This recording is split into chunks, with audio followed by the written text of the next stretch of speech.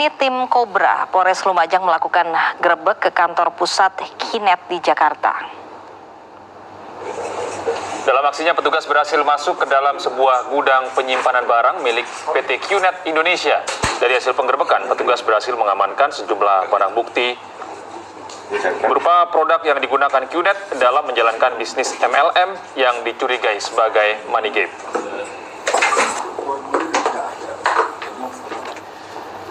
PT QNet Indonesia disebut sebagai perusahaan MLM yang menerapkan money games dengan modus membuka lowongan kerja dan menjual produk.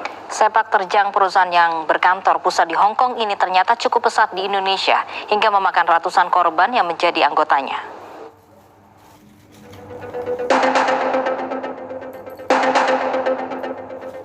Siapa yang tidak tergiur dengan iming-iming kesuksesan dan harta berlimpah dalam waktu cepat dan mudah?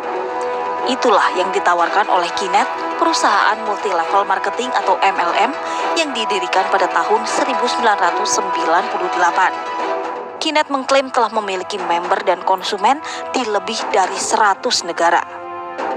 Berkantor pusat di Hong Kong, Kinet saat ini memiliki 25 kantor, keagenan dan lebih dari 50 cabang yang tersebar di 22 negara. Di Indonesia sendiri, Kinet berkantor di Jakarta, Surabaya, dan Denpasar dengan didukung 2 cabang di Pontianak dan Balikpapan.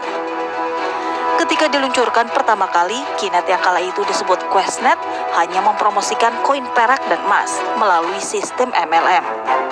Tidak lama Kinet mendapat sorotan dan disebut money game yang dinyatakan ilegal di beberapa negara.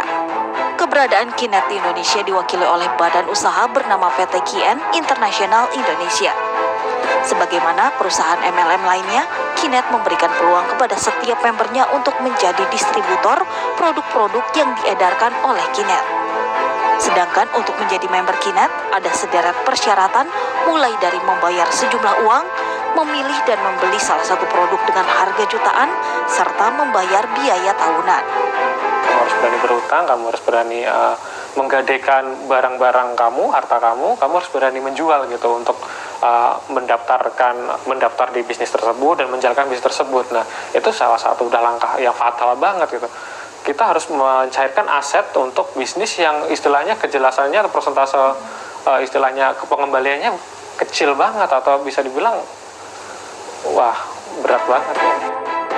Dalam prakteknya, beragam tanggapan masyarakat menyikapi bisnis Kinet. Tidak sedikit berita miring yang beredar, termasuk isu-isu penipuan yang sempat marak diberitakan.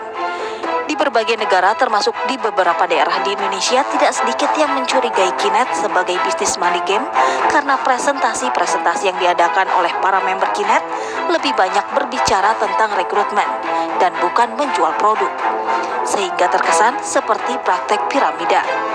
Di beberapa daerah, sejumlah member Kinet diberitakan menderita kerugian karena perilaku leader Kinet yang membawa kabur uang para calon member atau tidak mencairkan bonus sebagaimana dijanjikan.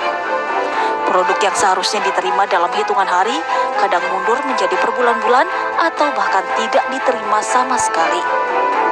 Akibatnya tidak sedikit yang mengeluh merasa tertipu dan resah, lalu melaporkan para leader Kinet ke kepolisian dan berbuntut penangkapan di sejumlah wilayah. Tim Liputan iNews melaporkan.